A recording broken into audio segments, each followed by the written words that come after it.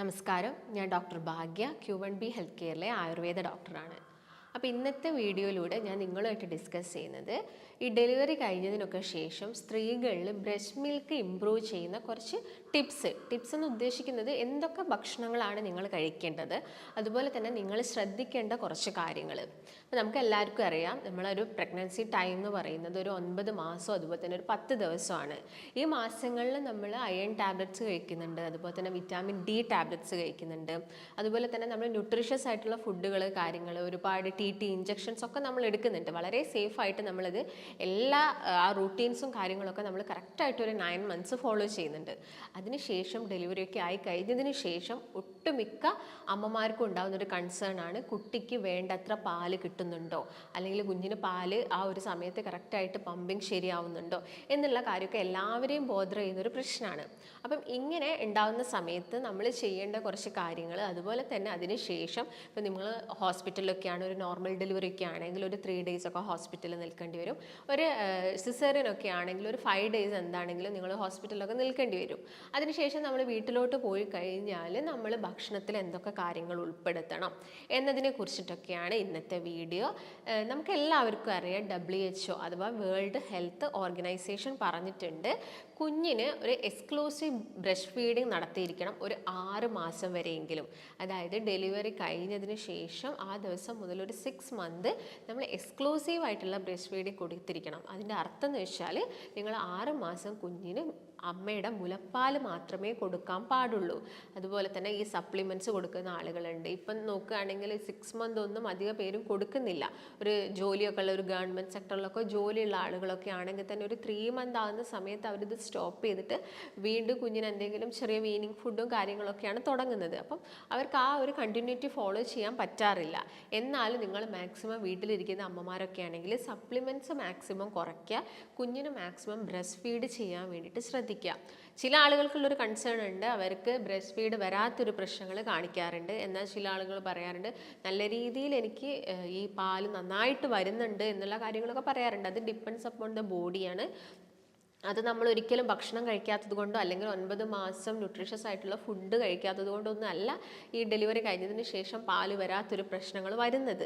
അങ്ങനെയാണെങ്കിൽ കുഞ്ഞിന് അതിന് തുല്യമായിട്ടുള്ള രീതിയിലുള്ള ഭക്ഷണങ്ങൾ നിങ്ങൾ മാക്സിമം കൊടുക്കുക. അതിപ്പം സപ്ലിമെൻറ്റ്സ് കൊടുക്കുന്ന സെർലാക്ക് പോലെയുള്ള സപ്ലിമെൻറ്റ്സ് കൊടുക്കുന്ന ആളുകളുണ്ട്, അങ്ങനെയുള്ളത് കൊടുക്കുക. അതിൻ്റെ കൂടെ തന്നെ ഒരു 3 months ഒക്കെ കഴിഞ്ഞിട്ട് നമ്മുടെ ഒരു ചെറിയ കുറുക്കുകളും കാര്യങ്ങളൊക്കെ സ്റ്റാർട്ട് ചെയ്യുന്ന സമയമാണ്. അപ്പം അങ്ങനെയുള്ള കുറുക്കുകളും കാര്യങ്ങളൊക്കെ കുഞ്ഞിന് സ്റ്റാർട്ട് ചെയ്യുക. അല്ലാത്ത പക്ഷം ആളുകൾ 6 months എന്ത് വന്നാലും കുഞ്ഞിന് ബ്രസ്റ്റ് ഫീഡ് കൊടുക്കണം. കാരണം ഈ ഒരു ബ്രസ്റ്റ് ഫീഡിംഗ് എന്ന് പറയുന്നത് ഒരുപാട് ബോണ്ട് അമ്മയും കുഞ്ഞിനെയും പരസ്പരം ബന്ധിപ്പിക്കുന്നുണ്ട്. അതായത് ഇപ്പോൾ ഒരു ഇമോഷണൽ ബോണ്ട് തന്നെയാണ് അവരുടെ ഇടയിൽ ഫോം ചെയ്യുന്നത്. ഇപ്പോൾ ഫിസിക്കൽ അതുപോലെ തന്നെ മെൻ്റൽ ക്ലാരിറ്റി ഇങ്ങനെയുള്ള കാര്യങ്ങളൊക്കെ ക്ലിയർ ചെയ്യാൻ വേണ്ടി ഈ ഒരു ബ്രസ്റ്റ് ഫീഡിങ് ഹെൽപ്പ് ചെയ്യുന്നുണ്ട്. ഇപ്പം കുഞ്ഞിനെ നോക്കുന്ന സമയത്ത് നമുക്ക് കുഞ്ഞിന് ഒരുപാട് ന്യൂട്രീഷ്യസ് ആയിട്ടുള്ള ഫുഡും കാര്യങ്ങളും അല്ലെങ്കിൽ ന്യൂട്രീഷ്യസ് വരുന്നത് കുഞ്ഞിലോട്ട് ഈ അമ്മയുടെ മുലപ്പാലിൽ നിന്നാണ്.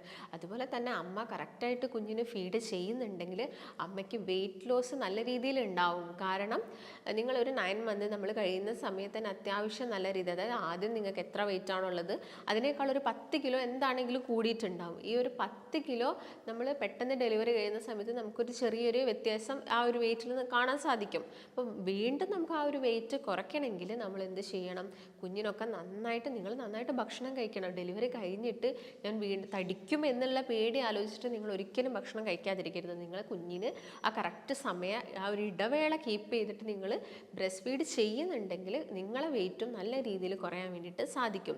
അപ്പോൾ ഡെലിവറി കഴിഞ്ഞ് ഒരു 3 months വരെ നമ്മൾ എന്താണെങ്കിലും കുഞ്ഞിന് ഒരു 2 മണിക്കൂർ ഗ്യാപ്പിൽ അല്ലെങ്കിൽ ഒരു 2.5 മണിക്കൂർ ഗ്യാപ്പിൽ ഫീഡ് ചെയ്യുക. അത് നിർബന്ധമാണ്. ചിലപ്പോൾ കുഞ്ഞ് അത് ഡിമാൻഡ് ചെയ്തിട്ടില്ലെങ്കിലും നിങ്ങൾ ആ ഒരു സമയമാകുന്ന ടൈമുകളിൽ കുഞ്ഞിനെ എടുത്ത് ഉണർത്തി കുഞ്ഞിനെ ഫീഡ് ചെയ്തിട്ട് അതിനുശേഷം നന്നായിട്ട് ബർപ്പൊക്കെ ചെയ്യാൻ വേണ്ടിയിട്ട് ശ്രദ്ധിക്കുക. അങ്ങനെ ബർപ്പിംഗ് ചെയ്യുന്ന വഴി ആ വരുന്ന ഗ്യാസിൻ്റെ പ്രശ്നങ്ങളൊക്കെ നമുക്ക് കുറച്ചെടുക്കാൻ വേണ്ടി സാധിക്കും. ഒട്ടുമിക്ക ഡെലിവറി കഴിഞ്ഞ അമ്മമാർക്കും അതിപ്പോൾ ഫസ്റ്റ് ഡെലിവറി ഒക്കെ ആണെങ്കിൽ നല്ല കൺസേൺ ആയിരിക്കും. കുഞ്ഞിൻ്റെ കാര്യത്തിൽ ഭയങ്കരമായിരിക്കും. കുഞ്ഞ് ചെറുതായിട്ടൊന്ന് ഒരു അസ്വസ്ഥത കാണിച്ചാൽ അല്ലെങ്കിൽ കരഞ്ഞു കഴിഞ്ഞാലൊക്കെ അമ്മയ്ക്ക് ഒരുപാട് ഇമോഷണലായിട്ട് അവർ വല്ലാതെ വീക്ക് ആവാറുണ്ട്. അപ്പോൾ നിങ്ങൾ നന്നായിട്ട് ഫീഡ് ചെയ്ത് ബർപ്പൊക്കെ ചെയ്യുകയാണെങ്കിൽ കുഞ്ഞിന് വലിയ രീതിയിലുള്ള പ്രശ്നങ്ങളൊന്നും ഉണ്ടാവില്ല. അതുപോലെ തന്നെ ഒരുപാട് ആളുകൾക്കുള്ളൊരു ഡൗട്ടാണ് ഈ ഡെലിവറി കഴിഞ്ഞ് കഴിഞ്ഞാൽ കുഞ്ഞിനെ എണ്ണ തേച്ച് കുളിപ്പിക്കുന്നത് കൊണ്ട് എന്തെങ്കിലും കുഴപ്പമുണ്ടോ എന്നുള്ള കാര്യമൊക്കെ. കുഞ്ഞിനെ എല്ലാ ദിവസവും നിങ്ങൾ എണ്ണ തേച്ച് കുളിപ്പിക്കുന്നത് കൊണ്ട് യാതൊരു പ്രശ്നങ്ങളും ഇല്ല. എണ്ണ തേച്ച് നിങ്ങൾ ഓവർ ശക്തിയായിട്ടൊന്നും എന്താണെങ്കിലും നമ്മൾ കുഞ്ഞിനെ മസാജ് ചെയ്യില്ല. അപ്പോൾ കുഞ്ഞിന് നല്ലൊരു ചെറിയൊരു മസാജും കാര്യങ്ങളും കൊടുത്ത് കുഞ്ഞിന് വെള്ളത്തിൽ ഒരു ചൂടുവെള്ളത്തിലൊക്കെ കുഞ്ഞിനെ കുളിപ്പിക്കുന്നതൊക്കെ എല്ലാ ദിവസവും നല്ല ഒരു കാര്യമാണ്. അപ്പം നിങ്ങൾ എണ്ണ തേപ്പിക്കേണ്ട എന്നുള്ളതൊന്നും ഞാൻ പറയില്ല, അതൊക്കെ നിങ്ങളെ ഇഷ്ടം പോലെയാണ്. എണ്ണ തേപ്പിക്കാതെ കുളിപ്പിക്കുന്ന ഒരുപാട് ആളുകളുണ്ട്, അതിനൊന്നും യാതൊരു പ്രശ്നവുമില്ല. തേപ്പിക്കുന്നത് കൊണ്ടും യാതൊരു രീതിയിലുള്ള പ്രശ്നങ്ങളില്ല. അപ്പം നിങ്ങൾക്ക് ഇഷ്ടപ്പെട്ട അല്ലെങ്കിൽ കുഞ്ഞിന് പറ്റിയ അല്ലെങ്കിൽ നോർമലായിട്ടുള്ള വെർജിൻ കോക്കനട്ട് ഓയിൽ ഉപയോഗിച്ചിട്ട് നിങ്ങൾക്ക് കുഞ്ഞിനെ നന്നായിട്ട് ഒരു എണ്ണ തേപ്പിച്ച് എല്ലാ ദിവസവും നിങ്ങൾക്ക് കുഞ്ഞിനെ കുളിപ്പിക്കാവുന്നതാണ്. പ്രത്യേകം ശ്രദ്ധിക്കേണ്ട ഒരു കാര്യം, ഇവരുടെ ഈ ഒരു പൊക്കിൾ കൊടി ആ ഒരു സാധനം നഷ്ടപ്പെട്ടു പോയതിന് ശേഷം മാത്രം നിങ്ങൾ കുഞ്ഞിനെ കുളിപ്പിക്കുന്നത് സ്റ്റാർട്ട് ചെയ്യുക. അതായത് അത് വിട്ടതിന് ശേഷം മാത്രം നിങ്ങൾ കുഞ്ഞിനെ കുളിപ്പിക്കുക, അതാണ് പ്രത്യേകമായിട്ട് ശ്രദ്ധിക്കേണ്ടത്. പിന്നെ ഞാൻ നേരത്തെ പറഞ്ഞ പോലെ തന്നെ ബ്രസ്റ്റ് ഫീഡിംഗ് എന്ന് പറയുന്നത് കുഞ്ഞിന് ഒരുപാട് ഗുണങ്ങളുണ്ട്. ഇപ്പോൾ അമ്മയ്ക്ക് ഞാൻ പറഞ്ഞ വെയിറ്റ് ലോസ് ഉണ്ടാവുന്നു, അതുപോലെ തന്നെ നമുക്ക് മെൻ്റൽ ആൻഡ് ഫിസിക്കൽ ക്ലാരിറ്റീസ് ആണ് നമുക്ക് വരുന്നത്. ആ ഒരു കുഞ്ഞുമായിട്ടുള്ള ഒരു ബോണ്ട് അവിടെ ഉണ്ടാവുകയാണ് ചെയ്യുന്നത്. അതുപോലെ തന്നെ കുഞ്ഞിൻ്റെ കേസ് നോക്കുകയാണെങ്കിൽ കുഞ്ഞിന് ആദ്യമായി കിട്ടുന്ന ഒരു ഇമ്മ്യൂണിറ്റി, അതായത് അത്രയും കാലം അവർക്ക് ന്യൂട്രീഷ്യസ് ഫുഡും കാര്യങ്ങളൊക്കെ കിട്ടിയിരിക്കുന്നത് അമ്മയുടെ അമ്നിയോട്ടിക് ഫ്ലൂയിഡിൽ നിന്നായിരുന്നു. അമ്മയുടെ വയറ്റിൻ്റെ ഉള്ളിലുള്ള അമ്നിയോട്ടിക് ഫ്ലൂയിഡിൽ നിന്നായിരുന്നു കുഞ്ഞിന് ന്യൂട്രീഷ്യസ് കിട്ടിയിരിക്കുന്നത്. കുഞ്ഞ് പുറത്തോട്ട് വന്നു കഴിഞ്ഞാൽ അവർക്ക് ഈ ന്യൂട്രീഷ്യസ് ഫുഡും കാര്യങ്ങളൊക്കെ കിട്ടുന്നത് ഈ ബ്രസ്റ്റ് മിൽക്ക് വഴിയാണ്. അപ്പം ബ്രസ്റ്റ് മിൽക്കിൽ ന്യൂട്രീഷ്യസ് വേണമെങ്കിൽ നമ്മൾ അങ്ങനെയുള്ള രീതിയിലുള്ള ഭക്ഷണങ്ങളൊക്കെ മാക്സിമം കഴിക്കാൻ വേണ്ടിയിട്ട് ശ്രദ്ധിക്കുക. അപ്പോൾ കുഞ്ഞിന് അവർക്ക് ഒരു ഇമ്മ്യൂണിറ്റി വരുന്നത് അവർ കഴിക്കുന്ന ബ്രസ്റ്റ് മിൽക്ക് വഴിയാണ്. അപ്പം ആ ഒരു കാര്യം അവരിൽ കൂടുതലായിട്ടും ആ ഒരു സ്ട്രോങ് ഉണ്ടാക്കുന്നത് നമ്മുടെ ഈ ഒരു ബ്രസ്റ്റ് മിൽക്കിലൂടെയാണ്. അപ്പോൾ നിങ്ങൾ ഈ ബ്രസ്റ്റ് മിൽക്ക് കൂട്ടാൻ വേണ്ടിയിട്ട് നിങ്ങൾ എന്തൊക്കെ ഭക്ഷണങ്ങൾ കഴിക്കണം? അപ്പോൾ ആദ്യം തന്നെ നോക്കുകയാണെങ്കിൽ ഡെലിവറി കഴിഞ്ഞ പാടെ ഒരു 72 ഹവേഴ്സിൽ തന്നെ കുഞ്ഞിന് കിട്ടുന്നൊരു മിൽക്ക് ഉണ്ട്, കുറച്ചൊരു യെല്ലോ കളറിലായിട്ട്. ഇതിനെ കൊളസ്ട്രോം എന്ന് നമ്മൾ പറയും. നല്ല കൊഴുപ്പുള്ള നല്ല ഇമ്മ്യൂണിറ്റി വർദ്ധിപ്പിക്കുന്ന കുഞ്ഞിന് അത്യാവശ്യമായിട്ട് ഹെൽത്തി ആയിട്ടുള്ളൊരു മിൽക്കാണ് ഈ കൊളസ്ട്രോം എന്ന് പറയുന്നത്. അത് നിർബന്ധമായിട്ടും നമ്മുടെ കുഞ്ഞിന് കൊടുക്കാൻ വേണ്ടിയിട്ട് മാക്സിമം നോക്കുക. ഡെലിവറി കഴിഞ്ഞ പാടെ ചിലപ്പോൾ നിങ്ങൾക്ക് ആ ഒരു കുഞ്ഞിന് പാല് കൊടുക്കാനുള്ളൊരു ചിലപ്പോൾ നിങ്ങൾക്ക് അതൊരു ആ ഒരു കുഞ്ഞിനെ കയ്യിലൊക്കെ വെച്ചിട്ട് പാല് കൊടുക്കാനൊക്കെ ഉള്ള ചെറിയ ബുദ്ധിമുട്ടുകൾ ഉണ്ടാവും. അപ്പോൾ നിങ്ങളത് ദിവസം കൂടുന്നതിനനുസരിച്ച് നമ്മളത് പഠിക്കുകയും ചെയ്യും. അപ്പം എല്ലാ ദിവസവും കുഞ്ഞിനെ ആ ഒരു 2 മണിക്കൂർ 2.5 മണിക്കൂർ ഗ്യാപ്പിൽ സക്ക് ചെയ്യാൻ വേണ്ടിയിട്ട് നോക്കുക. ഫീഡിങ് വരുന്നില്ല എന്ന് പറയുന്നവരോട് എനിക്ക് പറയാനുള്ളൊരു കാര്യം, അല്ലെങ്കിൽ മിൽക്ക് വരുന്നില്ല എന്ന് പറയുന്നവരോട് നന്നായിട്ട് കുഞ്ഞിനെ സക്ക് ചെയ്യിപ്പിക്കുക. ഇടയ്ക്കിടയ്ക്ക് സക്ക് ചെയ്യുമ്പോഴാണ് ഈ മിൽക്ക് വരുന്നതും കൂടുന്നതും. അപ്പം നിങ്ങൾ രാത്രിയൊക്കെ ഉറങ്ങുന്ന സമയത്താണെങ്കിൽ നിങ്ങൾ അലാറം കീപ്പ് ചെയ്തിട്ട് ആ കുഞ്ഞിനെ എഴുന്നേറ്റ് അത് നന്നായിട്ട് സക്ക് ചെയ്യിപ്പിക്കാൻ വേണ്ടിയിട്ട് പ്രത്യേകം ശ്രദ്ധിക്കുക. പിന്നെ നിങ്ങൾ ഒരുപാട് കാര്യങ്ങൾ ശ്രദ്ധിക്കണം. ഈ ബ്രസ്റ്റും ഫീഡ് ചെയ്യുന്ന സമയത്ത് നമ്മൾ ഭക്ഷണത്തിലൊക്കെ ഒരുപാട് കാര്യങ്ങൾ ശ്രദ്ധിക്കണം. നമുക്ക് എന്തും അങ്ങനെ വലിച്ചു വാരി കഴിക്കാം എന്നുള്ളതല്ല, നമ്മൾ ഹെൽത്തി ആയിട്ട് എന്തൊക്കെ നമുക്ക് കഴിക്കാം എന്നുള്ളതാണ് ഈ ഒരു ടൈം പീരീഡിൽ നിങ്ങൾ പ്രത്യേകം ശ്രദ്ധിക്കേണ്ടത്. അപ്പം അതിൻ്റെ മുൻപ് വരെ ചിലപ്പോൾ നിങ്ങൾ നന്നായിട്ട് നോൺ വെജ്, നന്നായിട്ട് മസാല ഐറ്റംസ് കാര്യങ്ങളൊക്കെ കഴിച്ചിട്ടുണ്ടായിരിക്കും. എന്നാലും ഡെലിവറി കഴിഞ്ഞു കഴിഞ്ഞാൽ നമുക്ക് അമിതമായിട്ട് കഴിക്കാൻ പറ്റില്ല. നമുക്ക് കഴിക്കാം, എല്ലാത്തിനും ഒരു ലിമിറ്റ് വെച്ചിട്ട് നമുക്ക് എടുക്കാം. പക്ഷെ നമ്മൾ അമിതമായിട്ട് കഴിക്കുന്നത് കുഞ്ഞിനും അതുപോലെ തന്നെ അമ്മയ്ക്കും നല്ലതല്ല.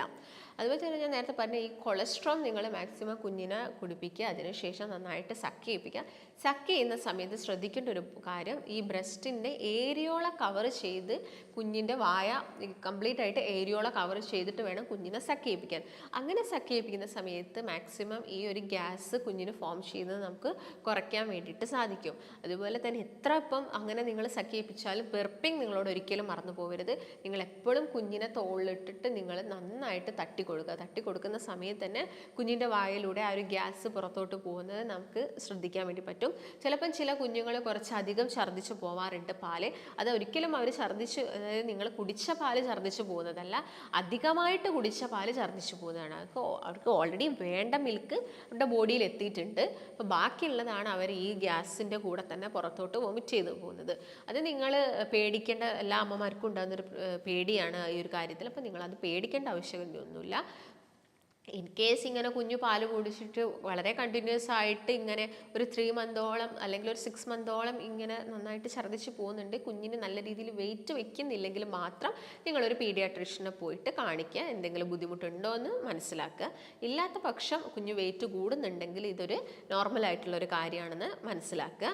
അതുപോലെ തന്നെ എല്ലാവരും ശ്രദ്ധിക്കേണ്ട ഒരു കാര്യം, നിങ്ങൾ എന്താണെങ്കിലും കുഞ്ഞിന് ഫീഡ് ചെയ്യുക. നിങ്ങൾക്ക് പാലുണ്ടെങ്കിൽ നിങ്ങൾ ഫീഡ് ചെയ്യുക. നിങ്ങൾ ഫീഡ് ചെയ്യുന്നില്ലെങ്കിൽ നിങ്ങൾക്ക് വരുന്നൊരു ബുദ്ധിമുട്ട് വെച്ചാൽ നിങ്ങൾക്ക് പനി വരാൻ അല്ലെങ്കിൽ ഈ ബ്രസ്റ്റിന് ചുറ്റും നീർക്കെട്ട് വരാൻ ഈ ഒരു ഭാഗത്ത് നിങ്ങൾ കൈകൊണ്ടൊന്ന് ജസ്റ്റ് ടച്ച് ചെയ്യുന്ന സമയത്ത് അവിടെ നല്ല രീതിയിലൊരു നീര് വന്ന് കിടന്നിട്ട് ഭയങ്കര കട്ടി, ഒരു കല്ല് പോലുള്ളൊരു ഫീലിങ്സ്, അതിൻ്റെ ഭാഗമായിട്ട് നിങ്ങൾക്ക് പനി വരാനൊക്കെ ഉള്ള ചാൻസസ് കൂടുതലാണ്.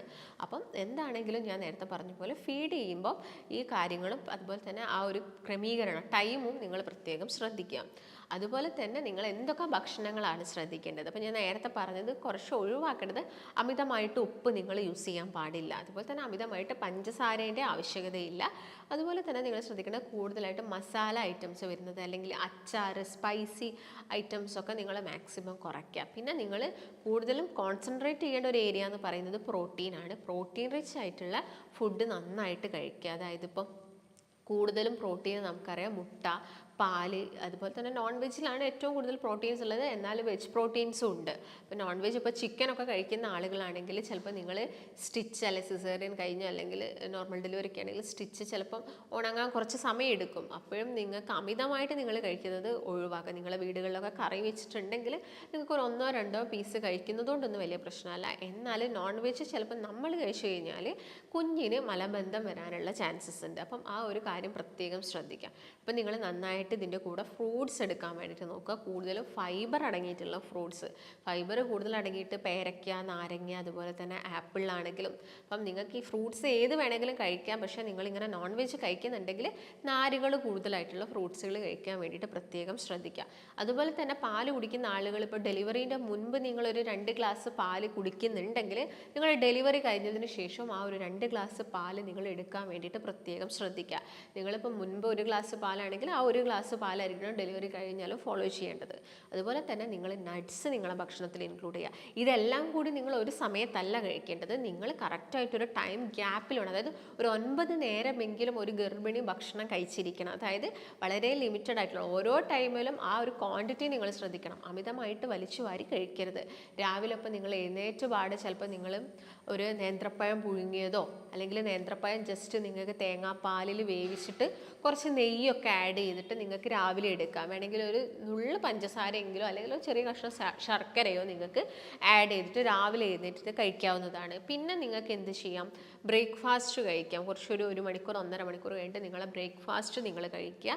അത് കഴിഞ്ഞതിന് ശേഷം നിങ്ങളുടെ കുളിയും കാര്യങ്ങളെല്ലാം കഴിഞ്ഞിട്ട് ഒരു 10-11 മണിയൊക്കെ ആകുന്ന സമയത്ത് നല്ലൊരു ഫുഡ് എന്ന് പറയുന്നത് കഞ്ഞിയാണ്.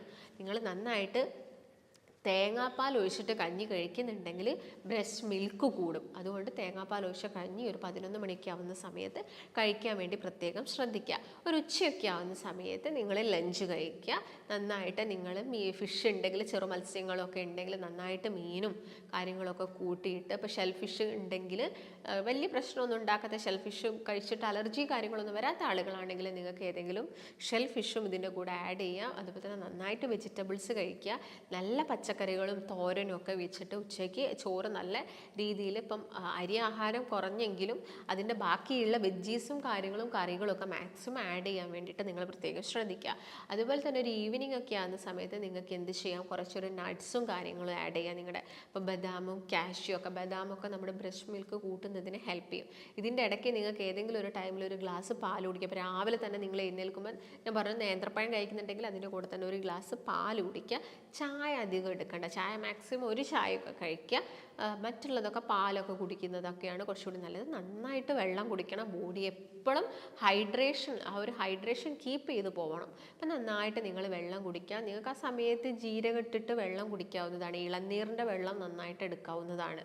അതുപോലെ തന്നെ നിങ്ങൾ പാൽ കുടിക്കുന്നുണ്ടെങ്കിൽ പാലിൽ നിങ്ങൾക്ക് ഓട്സ് ഇട്ടിട്ട് തിളപ്പിച്ചിട്ട് കുടിക്കുന്നതൊക്കെ ബ്രസ്റ്റ് മിൽക്ക് കൂട്ടാൻ വേണ്ടിയിട്ട് സഹായിക്കും.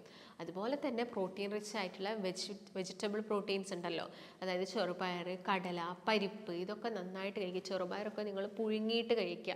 ഇതൊക്കെ നിങ്ങളുടെ ബ്രസ്റ്റ് മിൽക്ക് കൂട്ടും. ഒരു ഈവനിങ് ടൈം ആവുന്ന സമയത്ത് ഈ എണ്ണയിൽ പൊരിച്ച കടികൾ കഴിക്കുന്നതിന് പകരം നിങ്ങൾ ഡേറ്റ്സോ അല്ലെങ്കിൽ ഞാൻ നേരത്തെ പറഞ്ഞ പോലെ എന്തെങ്കിലും നട്ട്സോ കാര്യങ്ങളൊക്കെ നിങ്ങളുടെ ഭക്ഷണത്തിൽ ഇൻക്ലൂഡ് ചെയ്യുക. രാത്രിയൊക്കെ ആവുന്ന സമയത്ത് നിങ്ങൾ ചോറ് കഴിക്കുക. അതുപോലെ തന്നെ ഒരു ലേറ്റ് നൈറ്റ് ആവുന്ന സമയത്ത് നിങ്ങളൊരു ഗ്ലാസ് പാലിൽ നിങ്ങൾക്ക് ഓട്സ് വേണമെങ്കിൽ കഴിക്കാം. ഓട്സ് നിങ്ങൾ ഏതെങ്കിലും ഒരു നേരം എടുത്താൽ മതി, പാല് നിങ്ങൾക്ക് 2 നേരം കുടിക്കാം. അതുപോലെ തന്നെ പിന്നെ നിങ്ങൾ എന്ത് ചെയ്യുക, എന്താണെങ്കിലും നിങ്ങളൊരു 2.5 മണിക്കൂർ കൂടുന്ന സമയത്ത് എഴുന്നേൽക്കും. ആ സമയങ്ങളിൽ മാക്സിമം നന്നായിട്ട് വെള്ളം കുടിക്കുക. ബോഡി നന്നായിട്ട് ആ ഒരു മോയ്സ്ചർ, ഒരു ഈർപ്പം നിലനിർത്താൻ വേണ്ടിയിട്ട് ശ്രദ്ധിക്കുക. ഈ ഒരു സമയത്ത് നമുക്ക് എല്ലാവർക്കും, സ്ത്രീകൾക്ക് എല്ലാവർക്കും ഉണ്ടാകുന്ന ഒരു പ്രശ്നം എന്ന് പറയുന്നത് നന്നായിട്ട് വിശപ്പുണ്ടാവും. അതുകൊണ്ടാണ് ഈ ഒരു ക്രമം, അതായത് ഇത്രയും ടൈം ഗ്യാപ്പ് എടുത്തിട്ട് നിങ്ങളോട് ഭക്ഷണം കഴിക്കാൻ വേണ്ടിയിട്ട് പറയുന്നത്.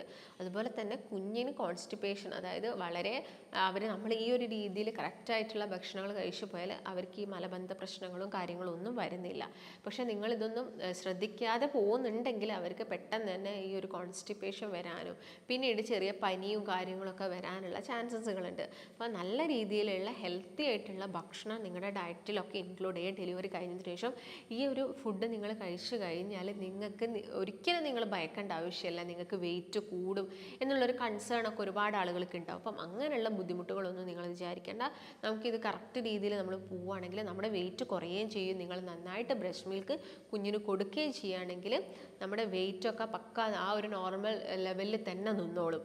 അപ്പം നിങ്ങൾക്കിപ്പം ഡെലിവറി കഴിഞ്ഞാൽ ഒരുപാട് ആളുകൾ ഇപ്പം നമ്മുടെ നാട്ടിൻ പ്രദേശങ്ങളിലൊക്കെ ആണെങ്കിൽ ഈ ഔഷധ കഞ്ഞികൾ അല്ലെങ്കിൽ ലേഹ്യങ്ങളൊക്കെ കഴിക്കുന്ന ആളുകളുണ്ട്. അപ്പം ലേഹ്യങ്ങളൊക്കെ നിങ്ങളൊരു ഡോക്ടറിൻ്റെ നിർദ്ദേശപ്രകാരം, അതായത് നിങ്ങൾ ചിലപ്പം ഡെലിവറി കഴിഞ്ഞിട്ടുള്ള ഹോസ്പിറ്റലിലുള്ള ഡോക്ടറിൻ്റെ നിർദ്ദേശപ്രകാരം നിങ്ങൾക്ക് ലേഹ്യവും അതുപോലെ തന്നെ എന്തെങ്കിലും കഷായവും കാര്യങ്ങളൊക്കെ ഉണ്ടെങ്കിലും ഒക്കെ നിങ്ങൾക്ക് ഫോളോ ചെയ്യാവുന്നതാണ്. അതൊക്കെ നിങ്ങളുടെ ഇഷ്ടം പോലെയാണ്.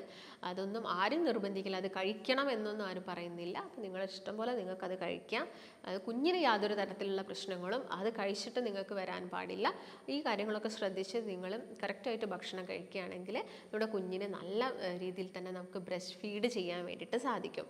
ഇനി നിങ്ങൾക്ക് ഈ ഒരു കാര്യത്തെക്കുറിച്ച് അല്ലെങ്കിൽ എന്തെങ്കിലും ഭക്ഷണത്തെക്കുറിച്ചിട്ടോ അല്ലെങ്കിൽ ഡെലിവറി കഴിഞ്ഞിട്ട് ഏതെങ്കിലും ലേഹ്യങ്ങൾ കഴിക്കണോ അങ്ങനെയുള്ള ഡൗട്ട്സോ കാര്യങ്ങളോ ഒക്കെ ഉണ്ടെങ്കിൽ നിങ്ങൾ താഴെ കാണുന്ന നമ്പറിൽ ബന്ധപ്പെടുക. നമുക്ക് മറ്റൊരു നല്ല ഹെൽത്ത് ടോപ്പിക്കുമായിട്ട് വീണ്ടും കാണാം. നന്ദി.